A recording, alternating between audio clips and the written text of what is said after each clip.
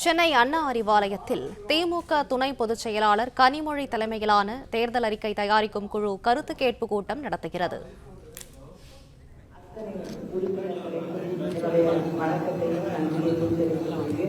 அதே நேரத்திலே இந்த தேர்தல் அறிக்கை குழுவிடம் உங்களுடைய கருத்துக்களை பகிர்ந்து கொள்வதற்காக தமிழ்நாட்டிலிருந்து பல்வேறு பகுதிகளிலிருந்து பல அமைப்புகளிலிருந்து வந்து கலந்து கொண்டு இருக்கக்கூடிய அத்தனை சகோதர சகோதரிகளுக்கும் எங்களுடைய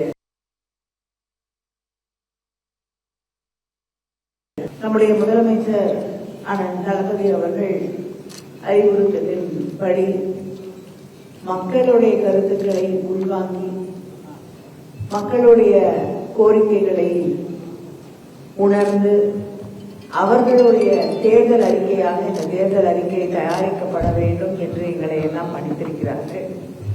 பல்வேறு பகுதிகளிலே இருக்கக்கூடிய மக்களிடம் திமுக துணை பொதுச் செயலாளர் கனிமொழி தலைமையிலான தேர்தல் அறிக்கை தயாரிக்கும் குழு கருத்து கேட்பு கூட்டம் நடத்துகிறது. இது குறித்த விவரங்களை செய்தியாளர் ஜெபர்சன் வழங்க கேட்கலாம். ஜெபர்சன், விவரங்களை சொல்லுங்க.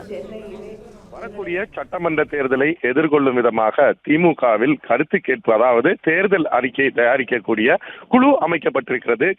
திமுக எம்பி கனிமொழி தலைமையில் 12 பேர் அடங்கிய இந்த குழுவினர் தமிழகம் முழுவதும் சென்று தற்போது கருத்துக்களை கேட்டு வருகிறார்கள். அந்த வகையில் இன்று சென்னை அண்ணா அறிவாலயத்தில் இருக்கக்கூடிய கலைஞர் அரங்கில் சமூக அமைப்புகளை சார்ந்தவர்களிடம் கருத்து கேட்கக்கூடிய கூட்டமானது நடைபெற்று வருகிறது. தமிழகத்திலிருந்து 50க்கும் மேற்பட்ட அமைப்பினர் நேரடியாக இங்கு வருகை தந்திருக்கிறார்கள். அவர்களுடைய பிரச்சனைகள், கோரிக்கைகள் என்ன என்பது தொடர்பாக விரிவாக அவர்கள் விளக்க இருக்கிறார்கள். அதில் என்னென்ன சாத்தியமான விஷயம் இருக்கிறதோ இதை தேர்தல் அறிக்கையில, திமுகவினுடைய தேர்தல் அறிக்கையில இடம்பெற செய்வதற்கான முயற்சிகள்ல ஈடுபட இருப்பதாக முன்னதாக பேசிய எம்பி கனிமொழியும் தெரிவித்திருந்தார். இந்த குழுவினுடைய தலைவராக இருக்கக்கூடிய கனிமொழி தமிழகத்தின் பல்வேறு இடங்கள்ல இது போன்று நேரடியாக சென்று பொதுமக்கள், அதை போல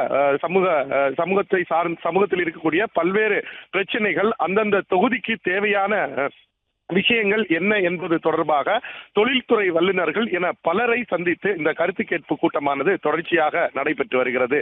திமுகவினுடைய தேர்தல் அறிக்கை தான் திமுகவின் தேர்தல் கதாநாயகன் என்று சொல்லப்படக்கூடிய நிலையில இந்த தேர்தல் அறிக்கையை முக்கியமாக பிரதானமாக பல்வேறு விஷயங்கள் இடம்பெறும் என்றும் எதிர்பார்க்கப்படுகிறது. அந்த வகையில் நேரடியாக மக்களை சென்று முதலாக கருத்துக்களை கேட்டு இந்த தேர்தல் அறிக்கை குழு தயாரித்து வருவதை திமுக குழுவினர் உறுதி செய்திருக்கிறார்கள். இன்னும் ஓரிரு தினங்கள்ல இந்த பணிகள் முழுமையாக முடிவடைந்து தலைமையிடம் இந்த தேர்தல் அறிக்கை குழுவினர் அதை ஒப்படைப்பார்கள். அதன் பின்னர் இது திமுகவினுடைய தேர்தல் அறிக்கையாக வெளிவரும் என்று எதிர்பார்க்கப்படுகிறது. பிளே ஸ்டோர் மற்றும் ஆப் ஸ்டோரில் இருந்து பாலிமர் செயலியை QR கோடு மூலம் பதிவிறக்கம் செய்யுங்கள்.